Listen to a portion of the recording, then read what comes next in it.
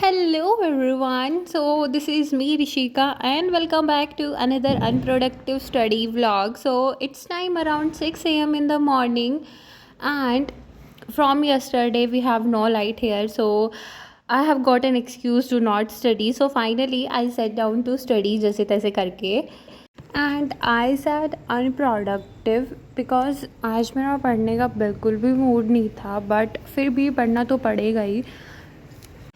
I'm studying here physical chemistry because chemistry is the only subject that I get motivation to study when I'm not in the mood to study.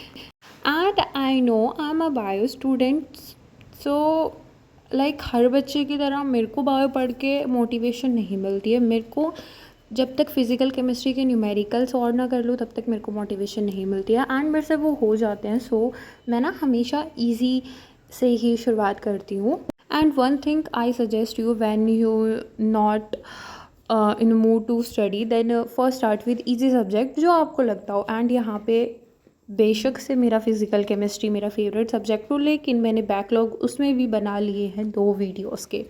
सो या मैं वहीं पे backlogs अपने complete कर रही थी. So yeah and as a NEET aspirant I am planning something different for 11th class after wasting my whole 11th class. So I will revise with a proper planning.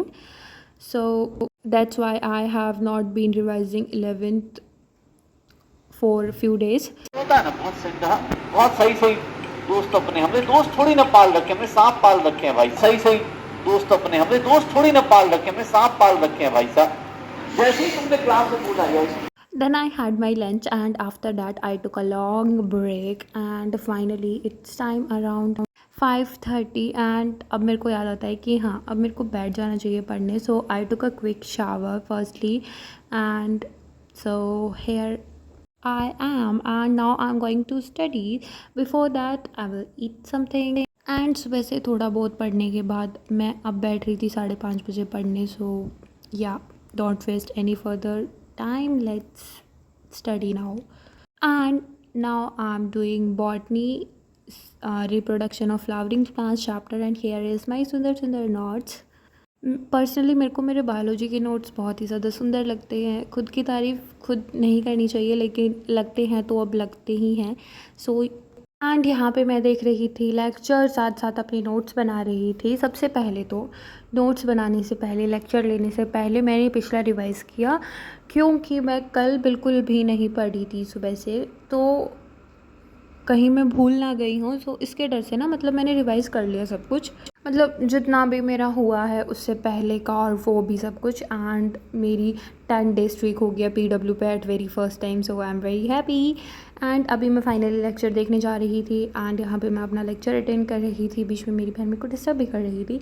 So ignore it. And यहाँ पे मैं lecture ले रही थी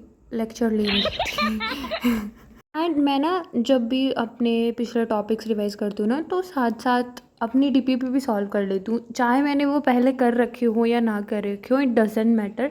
मेरे को ऐसा लगता है कि हाँ जब आप किसी चैप्टर को पढ़ रहे हो तो साथ साथ उसी टाइम उसके क्वेश्चन कर लेने चाहिए. चाहे आप एक स्पेसिफिक टॉपिक पढ़ रहे हो तो क्वेश्चन कर लेने चाहिए, MCQ लगा लेने चाहिए.